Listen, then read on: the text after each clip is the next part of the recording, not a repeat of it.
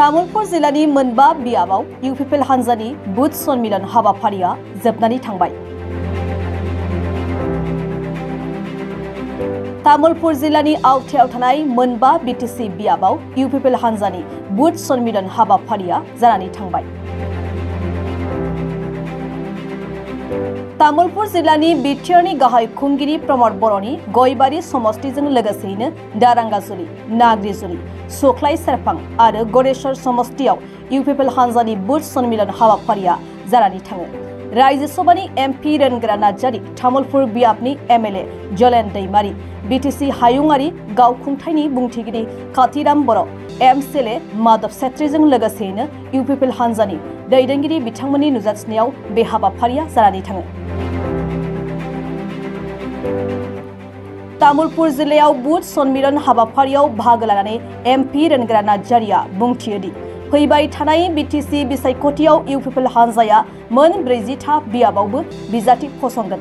मोनसे गोजोन सोरखार दानाय आरो रायजोफोरनि जौगानायनि खामानि लानानै बिटिआर ओनसोलाव प्रमद बर'आ खामानि मावबोदों। बिटिसिनि मोन 40 बियाबावबो बुथ सन्मिलन खालामनायनि गेजेरजों रोखायै नुनो मोन्दों बे खेबाव फिन आरो इउपिपिएल सोरखार जागोना रोखा होननानै बुंथियो एमपि रेनग्रा नार्जारिया। বিটিআর 40টা সমষ্টিয়ে আমার বুথ সন্মিলনটা আমি করে আছো। আমি যোৱা 3 মাহ ধৰে যে ধৰনেৰ দলীয় এজেন্ডা দলীয় তৃণমূল পৰ্যায়ত কাম কৰিছিলো, আমাৰ স্ট্যান্ডটো কোন সমষ্টিত কেনেকা এইটো চাবৰ বাবে আমি বুথ সন্মিলনটো পাতিছো। এতিয়া কোকৰাঝাৰৰ পৰা আৰম্ভ কৰা এই বুথ সন্মিলনটো আজিলৈকে প্ৰায় আমাৰ 27টা বুথ সন্মিলনটো হৈ গ'ল। 27টা বুথ সন্মিলনত কোনো বুথ সন্মিলনতে আমি মানে আমাৰ স্ট্যান্ডটো দুৰ্বল আছে বুলি আমি ভবা নাই। সকলো ঠাইতে আমাৰ কৰ্মীসকলক ভালকে ওলাই আহিছে। বুথ কমিটিৰ যিমান কৰ্মীসকল ইমান ধুনীয়াকৈ তেখেতসকলে বুথ লেভেলত কাম কৰিছে, কাম কৰাৰ ফলত ৰাইজৰ মন জয় কৰিছে। এনে পাব্লিক মিটিং হিচাপে যদি মাতিলেতো বহুত মানুহ হ'লে, কিন্তু পাব্লিকক মাতিব দিয়া নাই। অনলি আমাৰ কৰ্মীসকলক লৈ আমি এই মিটিংটো কৰিছোঁ। আজি যি ঠাইত মই আছো, ইয়াত অলপ আগত আমি নাগ্ৰিজুলি, গৈবাৰী, গড়েশ্বৰ, শুক্লাইত আমাৰ বুথ সন্মিলন হৈ গ'ল। এতিয়া নহয় দৰঙাজুলি, এতিয়া এই নাগ্ৰিজুলিত আমি উপস্থিত। আপোনালোকে দেখিছে চাগে ইয়াত এতিয়া কিমান মানে সংখ্যক আমাৰ কৰ্মীসকল ইয়াত উপস্থিত হৈছে। আজি প্ৰায় 3000+ বুথ কৰ্মীসকল ইয়াত আছে। গতিকে যি সমষ্টিত 3000+ আমাৰ কৰ্মী হয়, এইটো বুথ কৰ্মী। ইয়াত আমাৰ প্ৰাইমেৰী লেভেলৰ কৰ্মীৰ হিচাপ অহা নাই, ইয়াত ব্লক লেভেলৰ কৰ্মী হিচাপ অহা নাই, এই সমষ্টিত থকা ডিষ্ট্ৰিক্ট চেণ্ট্ৰেল লিডাৰ হিচাপ অহা নাই। অন্ততঃ ইয়াত নহ'লেও 3200 পৰা 300 ইয়াত আমাৰ কৰ্মী আছে। নিশ্চয় আমি ভাবিছোঁ 3300 থকা এই কৰ্মী, এই সমষ্টি নাগ্ৰিজুলি সমষ্টি এইবেলি মানে ইউপিপিএল দলে নিজৰ হাতত ৰাখিবলৈ বা নিজৰ প্ৰাৰ্থী জয়যুক্ত কৰাবলৈ সক্ষম হ'ব। এইটো প্ৰায় আজিৰ এই বুথ সন্মিলনৰ পৰা নিশ্চিত হৈ পৰিছে। আপুনি পূৰ্বৰ এটা সভাত উল্লেখ কৰিছিল যে আপোনালোকৰ আজি 40টা সমষ্টিতে নিৰ্বাচন খেলিবৰ ক্ষমতা আপোনালোকৰ আছে। গতিকে তেনেধৰণৰ কোনো মিত্ৰতাৰ সম্পৰ্ক আজি আহি পৰিছে নাই, এটা কথাটো স্পষ্ট, আমি 40টা সমষ্টিতে নিৰ্বাচন খেলিম। আমাৰ 40টা সমষ্টিতে আমাৰ দলীয় কৰ্মীসকলক সাজু হৈছে। সকলো সমষ্টিতে যে আমি আজিৰ দিনত ইউপিপিএলৰ এটা ষ্ট্ৰেংথটো বেলেগ ধৰণৰ এটা আমি দেখিবলৈ পাই আছোঁ। গতিকে ইয়াত আৰু কোনোবাৰ লগত কম্প্ৰমাইজ কৰা, কোনোবাৰ লগত বুজাবুজি কৰা কথা নহয়। আমি চৰকাৰ এটা ভাল দিবলৈ ওলাই আছোঁ। বিটিআৰ 35 লক্ষ মানুহ আৰু 26টা জনগোষ্ঠীক লৈ কাম কৰাৰ উদ্দেশ্যটো আগত ৰাখি আমি আমাৰ চোতালটো, আমাৰ এইটো চোতাল য'ত আমি ডাঙৰ দীঘল হৈছোঁ, য'ত আমি জন্মগ্ৰহণ কৰিছোঁ, এই আমাৰ চোতালটো আমি সজাবৰ কাৰণে আমি আগবাঢ়ি আছোঁ। তাত আৰু বেলেগ দলৰ বেলেগ মানুহৰ বা আমাৰ এই বিটিআৰৰ বাহিৰৰ মানুহবিলাক ইয়াত আহি যিবিলাক কথা কোৱাত ইয়াত আমি কোনো কাণ নিদিওঁ। আৰু আমাৰ 35 লক্ষ মানুহে জানে বিটিআৰৰ সুদক্ষ সন্তান আৰু বিটিআৰ এজন ডাইনামিক লিডাৰ, এজন অভিভাৱক হিচাপে আজি 4 বছৰত যি ধৰণৰ পৰিৱেশটো ঘূৰাই আনিবলৈ বৰ্তমান বিটিআৰৰ চিফে কাম কৰিছে, তেখেতক আস্থাত লৈছে, তেখেতৰ ওপৰতে ভৰসা ৰাখিছে। অহা দিনতো তেখেতৰ লগত থাকি বিটিআৰৰ সমূহ জনগোষ্ঠী কাম কৰিব বুলি মই আশা কৰিছোঁ। হাগ্ৰামাই দাবী কৰাৰ মতে তেওঁ যিকেইটা সমষ্টিৰ কথা কৈছে, তেওঁ আসন ল'ব পাৰিব বুলি ভাবিলে আজিৰ দিনত হাগ্ৰামাই কি কৈছে কি কোৱা নাই আমি ক'বলৈ নাজানো, কিন্তু হাগ্ৰামৰ নিজে জিকিবলৈ নিজেকে এইটো এটা প্ৰশ্ন হৈছে। তেখেতে ভয় খাইছে। সিদিনা তেখেতৰ সমষ্টিত এটা মিটিং হৈ গ'ল, যি মিটিঙত প্ৰায় 15,000তকৈ 16,000 আমাৰ কৰ্মীসকল আহিছে। 15-16,000 কৰ্মী ওলাই আহিলে তাত আৰু আমি ভোট কিমান পাম এইটো আপোনালোকে নিজে এটা অনুমান কৰক।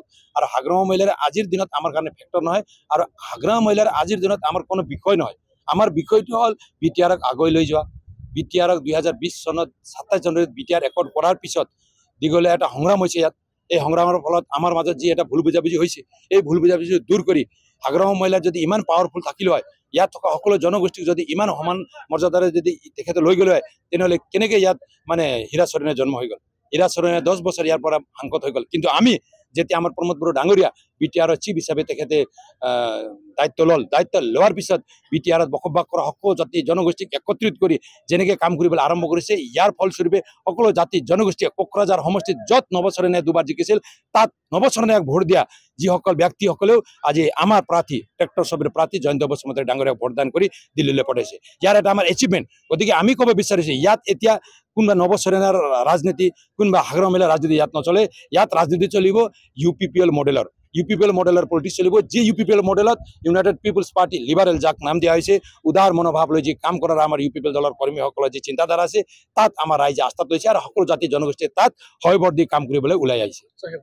আপোনালোকে যি সমষ্টি বুলি কোৱা হয় নাকেজুলি পৰিষদীয় সমষ্টি, গতিকে আজি যিটো সভা আপোনালোকৰ যিবিলাক আমি দলীয় কৰ্মীবিলাক দেখিছোঁ, নিশ্চিতভাৱে আগন্তুক দিনত এটা নতুন এটা পৰিৱৰ্তনৰ দিশে আগবাঢ়িছে বুলি ক'ব পাৰি না?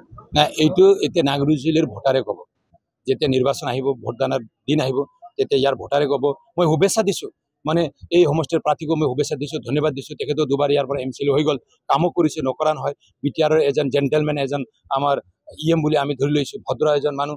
গতিকে ইয়াত আৰু তেখেতে নেক্সটত প্ৰাৰ্থীত্ব লৈ ইলেকশ্যন খেলিব, এইটো মই তেখেতক আশাও কৰিছোঁ। কিন্তু আমাৰ কথাটো হ'ল এতিয়া আমি বেলেগৰ কথা পাতিবলৈ নাযাওঁ। আমাৰ কথাটো হ'ল আমি 40টা সমষ্টিত আমি প্ৰাৰ্থী দিম আৰু 40টা সমষ্টিৰ পৰাই UPPL প্ৰাৰ্থীক জয়যুক্ত কৰাই আমি লৈ যোৱাৰ কাৰণে চেষ্টা কৰিম। চৰকাৰ বনোৱাৰ ক্ষেত্ৰত ভাৰতৰ প্ৰধানমন্ত্ৰীৰ লগত আমাৰ আস্থা আছে, অসমৰ মুখ্যমন্ত্ৰীৰ লগত আমাৰ আস্থা আছে। অসমৰ মুখ্যমন্ত্ৰী, ভাৰতৰ প্ৰধানমন্ত্ৰী, গৃহমন্ত্ৰীয়ে BTR একৰ্ড কৰি ইয়াত এটা পৰিৱেশ ঘূৰাই আনিবলৈ তেখেতসকলে যি আমাক সহায় সহযোগ বা এডভাইচ কৰিছে আজিৰ আমাৰ BTR-ৰ চিফক, গতিকে তেখেতসকলৰ ওপৰত আস্থা এটা আছে। ৰাজনীতিক বেলেগ এজেণ্ডা আৰু চৰকাৰ বনোৱাটো বেলেগ এজেণ্ডা। গতিকে ৰাজনীতিৰ সময়ত আমাৰ ষ্টেণ্ডটো য'ত আছে 40টা সমষ্টি, গতিকে 40টা সমষ্টিতে আমি নিৰ্বাচন কৰিম, এইটো প্ৰায় ফাইনেল। ৰাইজৰ ওচৰত লৈ যোৱা ইছ্যুটো বহুত আছে। ইয়াত এটা পৰিৱৰ্তন হৈছে। আমি যোৱাবাৰ 2020-ত কৈছিলোঁ পৰিৱৰ্তন দৰকাৰ, প্ৰমোদ বড়ো চৰকাৰ নহয়। BPF-এ মাজে সময়ে ছ'চিয়েল মিডিয়াত কিবা কিবি ওলাই দিয়ে, কিন্তু আপোনালোকে কওক পৰিৱৰ্তন হৈছে নে? মানে ইয়াত শান্তি আহিছে, ইয়াত ডেভেলপ হৈছে, ইয়াত সকলোতকৈ য'ত আমি মানৱ সম্পদ গঢ়ি তোলোঁ, শিক্ষাৰ ক্ষেত্ৰত কি পৰিৱৰ্তন হৈছে চাওক।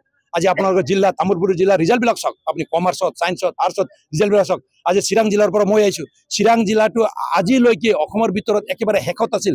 এই জিলাই মেট্ৰিকৰ পৰীক্ষাত BTR-ৰ প্ৰধান প্ৰমোদ বড়ো ডাঙৰীয়া হোৱাৰ পিছত দুবাৰ অসম টপ হৈছে।